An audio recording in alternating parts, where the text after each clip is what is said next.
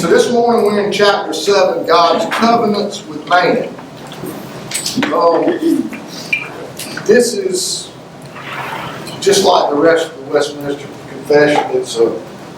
It's a beautiful discussion, but it's especially interesting to me personally because I don't think it's any secret that I really love the Old Testament. I think it doesn't get the justice it deserves sometimes, and hopefully we can help see how some of that ties together today, because the common notion is, and rightfully so, that there are two covenants that God makes with man, but I would argue to some degree that there's really only one.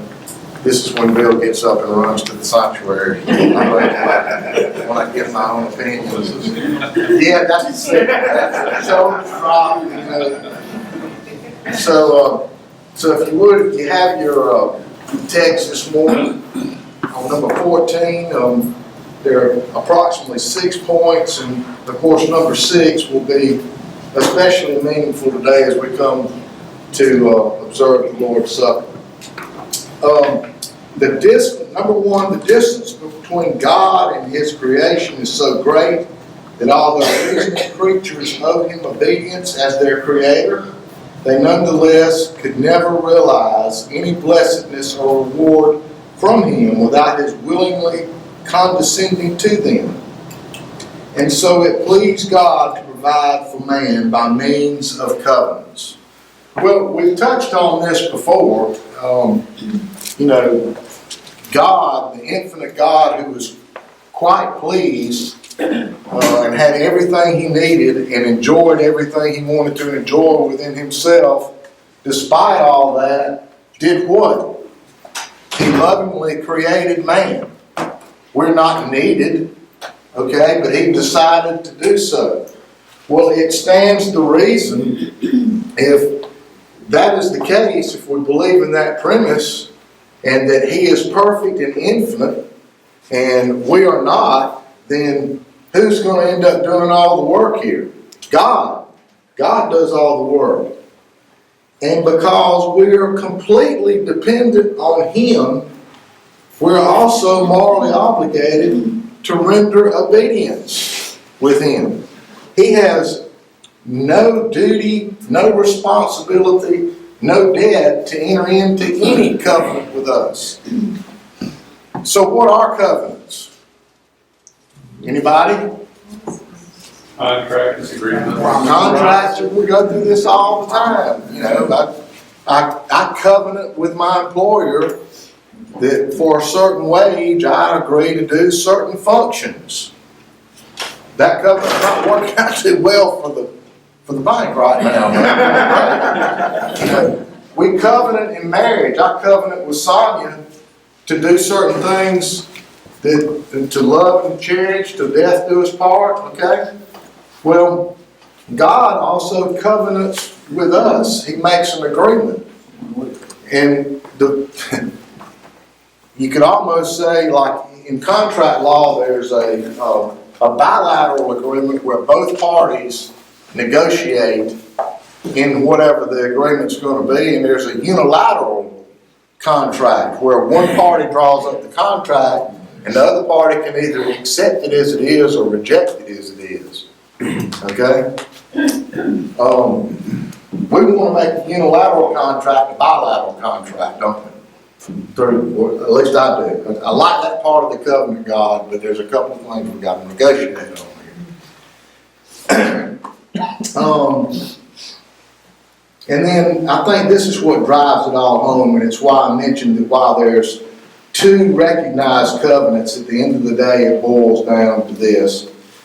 His willingness to enter, God's willingness to enter into a covenant with Him is a matter of grace. He has no obligation or no debt to us to enter into any agreement, does He not? And so what does He do? He extends His grace to us to let us enter into a covenant with Him. Grace is kind of an overused word, I think. I think it loses its meaning over time.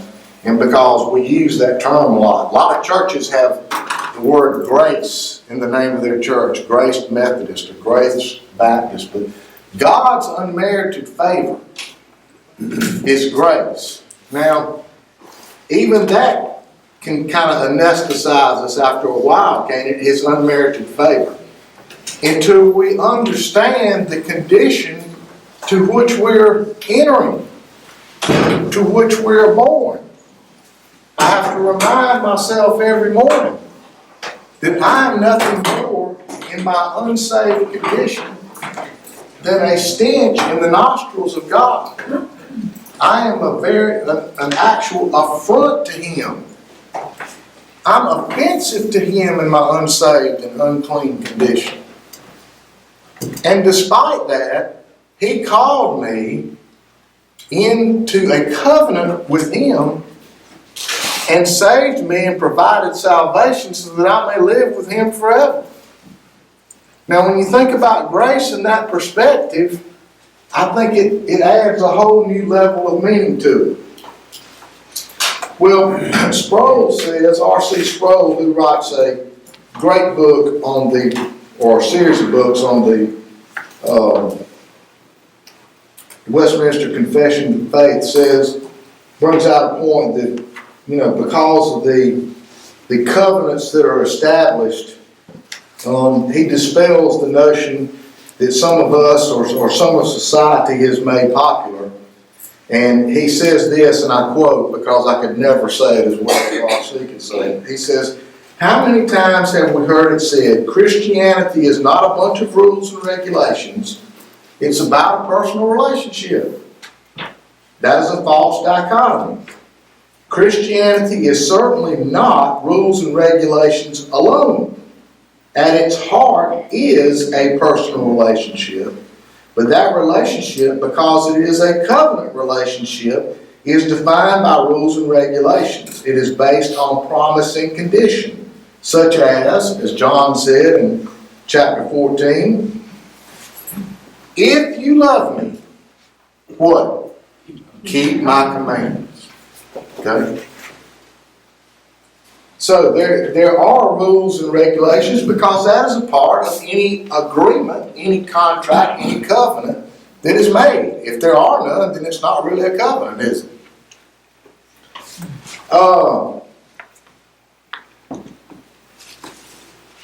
The Old Testament law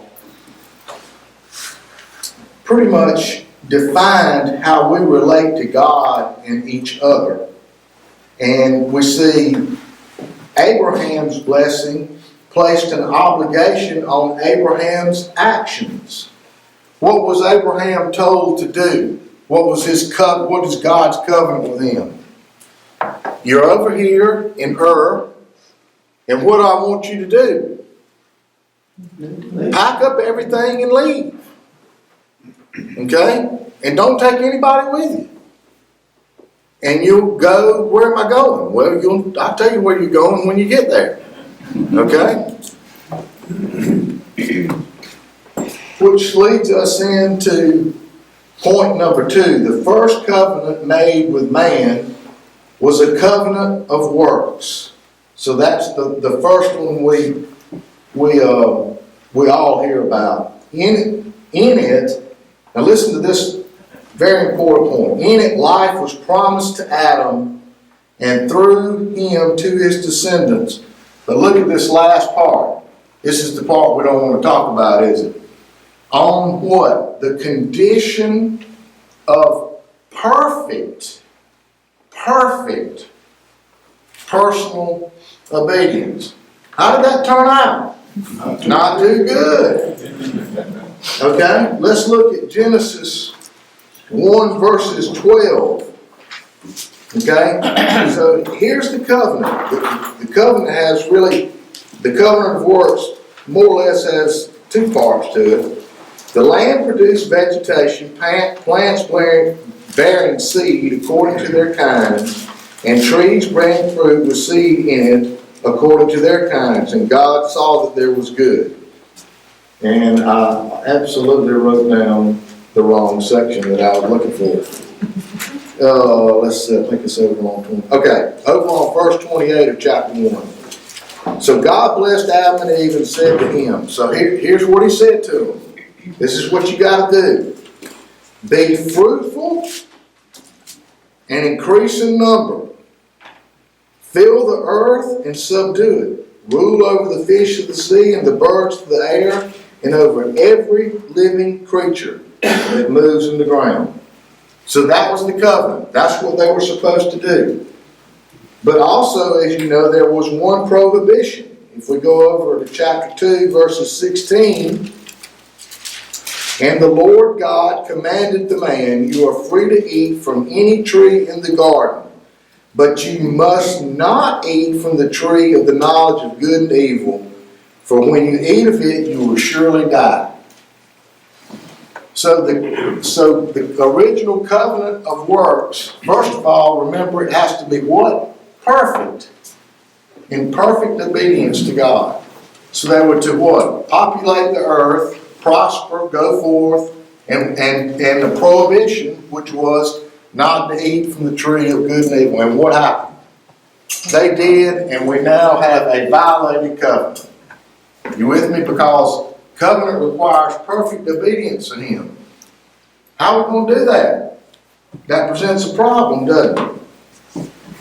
Salvation by perfect works done in perfect obedience. We already know now that I'm a sinner. I'm born into sin. I'm not perfect at anything at being sinful. So what are we going to do about that? Well, let's see. Number 3. By his fall, man made himself incapable of life under that covenant.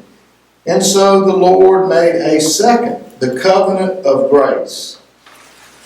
In it, He freely offers sinners life and salvation through Jesus Christ. In order to be saved, He requires faith in Jesus and promises to give the Holy Spirit to all who are ordained to life so that they may be willing and able to believe. So, the covenant of grace comes along. Well, it's all God's grace. But the second covenant of grace closes or ends the first covenant of works. So, what's the whole point of the Old Testament? What happens in the Old Testament? We populate the world. God chooses His people.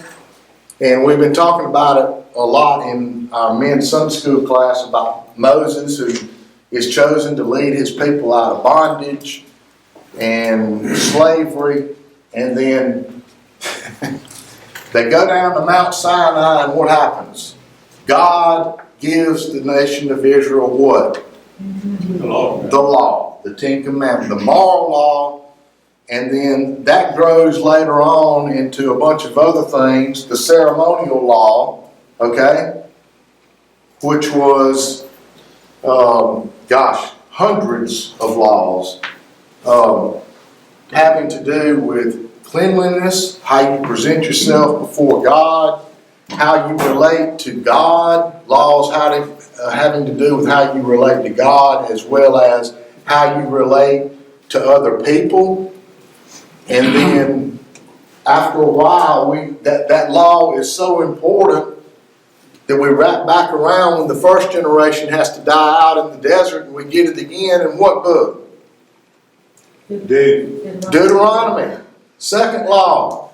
We go through this whole thing again, all these laws. We talked about in our men's Bible study how Miriam and Aaron opposed Moses, and what did God do to Miriam's hand? He turned it leprous, and she became unclean. And so God restored her, but He made her wait 7 days outside the camp until she became clean again. There's a lot of cleanliness laws in there, isn't it? Because when you stop and think about it, what does cleanliness mean in a covenant of works between us and God? I'm unclean. Okay? Undeserving. The whole Old Testament law shows the vanity, or not the vanity, but our inadequacy and our inability to do what God requires in the first covenant of works. Okay? And it goes on for 39 books. And how do we do? Not too good. Okay? We over and over again, Moses on more than one occasion says what? God, I've had enough. These are some stiff-necked, take me. Leave them alone. I'm ready to go. These people are just nuts. They're stiff-necked. You give them something to eat, and they don't like what's on the menu. Yet they're starving to death, according to them. Everything. Their shoes haven't worn out after 40 years in the desert. Their clothes are still fine. They're healthy. They've been saved from all their enemies. Not only do they do that, God, they don't even trust you. We sent 2 spies into Canaan who said, let's go in and take it. And what did the other 12 come back and say? Oh, we can't do that. God can't do that. Giants over there. Okay? We constantly violate the covenant. The covenant whole purpose, or a main purpose of the Old Testament, is to see what all the covenant of works was about, how extensive it was, and how we could not live up to the covenant after the fall.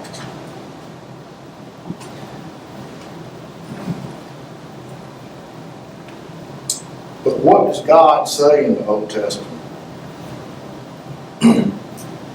Well, God says in the Old Testament, as we talk about number 4 now, the covenant of grace is frequently identified in Scripture as a testament in reference to the death of Jesus Christ, the testator, and to the everlasting inheritance and everything included in that legacy. You know, the covenant of grace, the point is, does not annul the covenant of works. It completes the covenant of works. As Augustine said, the new is in the old concealed, and the old is in the new revealed. In the Old Testament, God discloses His nature, His character, and His requirements for us. And the Old and New Testament contain a history of that redemption. But make no mistake, that history of redemption starts when? In the Old Testament. Because in the Old Testament, what do we have occurring there besides our failure to be able to maintain our end of the works covenant? There's one who's coming. There is one who is coming. Who will what? Redeem. Do we not? Do we not see it the whole time through the prophets? One is coming.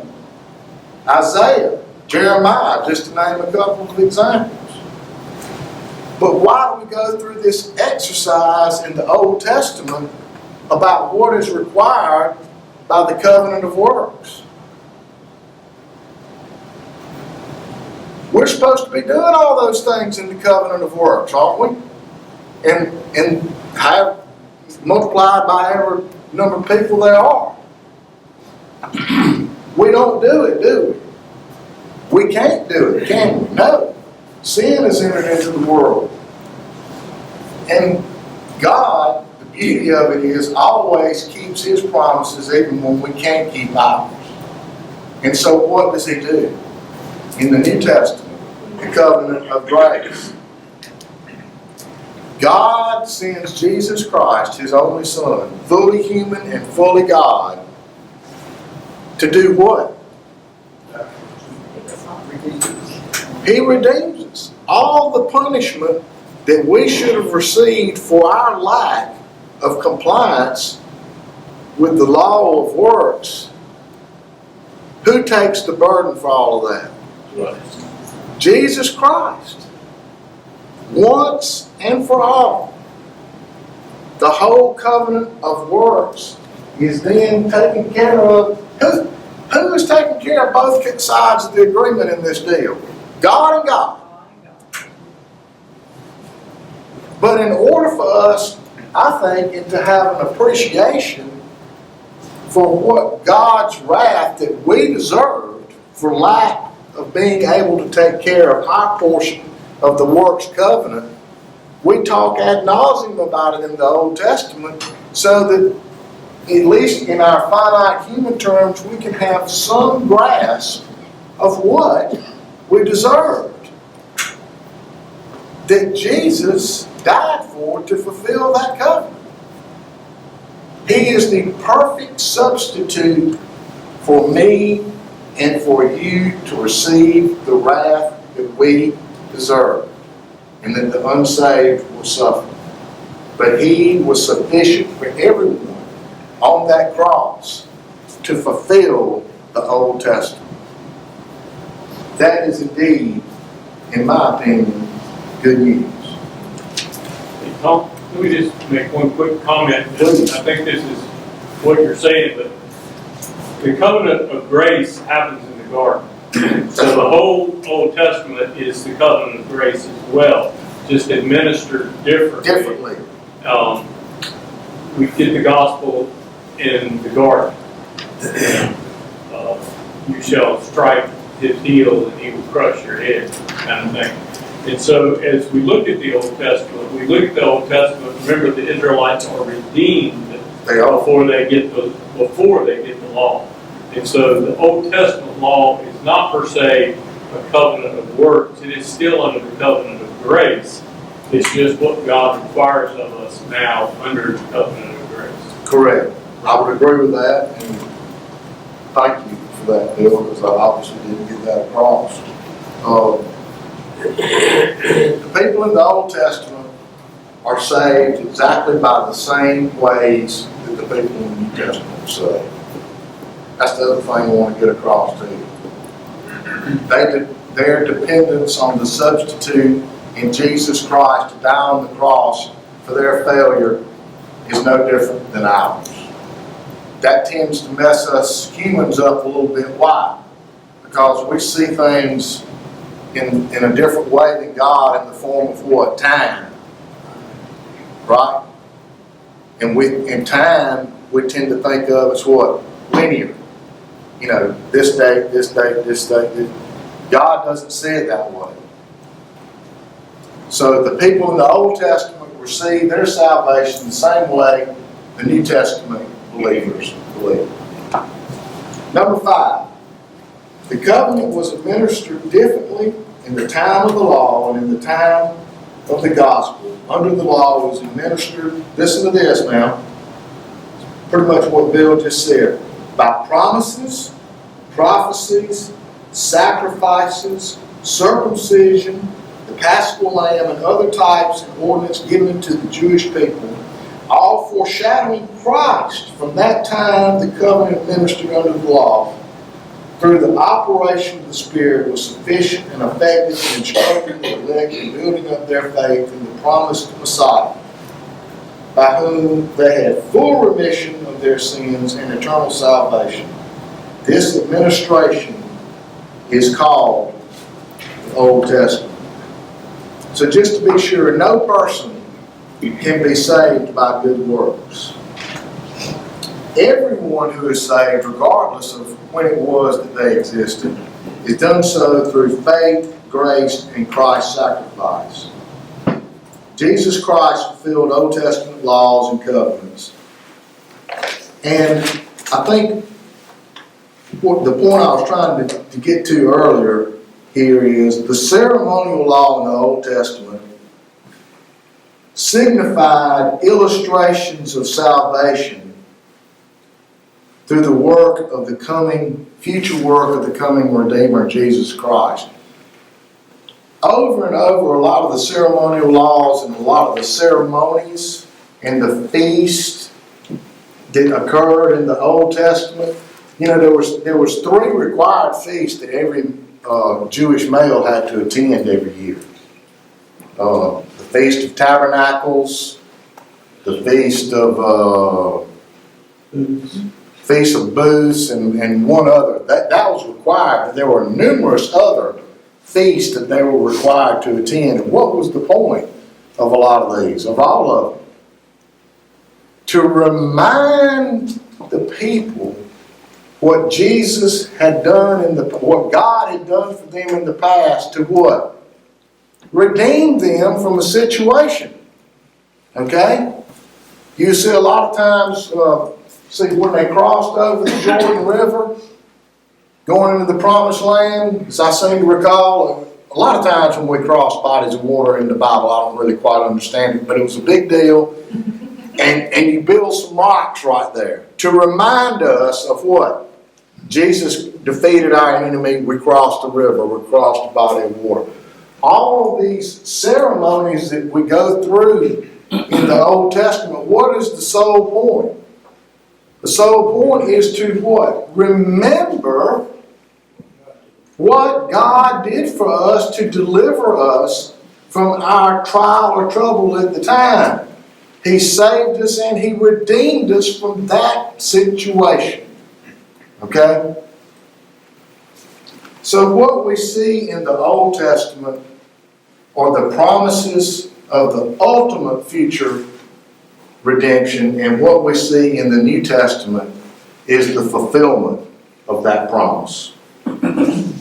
And finally, number 6, under the gospel, the new covenant of grace, Christ Himself, the substance of God's grace, was revealed. The ordinances of this New Testament are the preaching of the Word and the administration of the sacraments of baptism and the Lord's Prayer, Lord's Supper.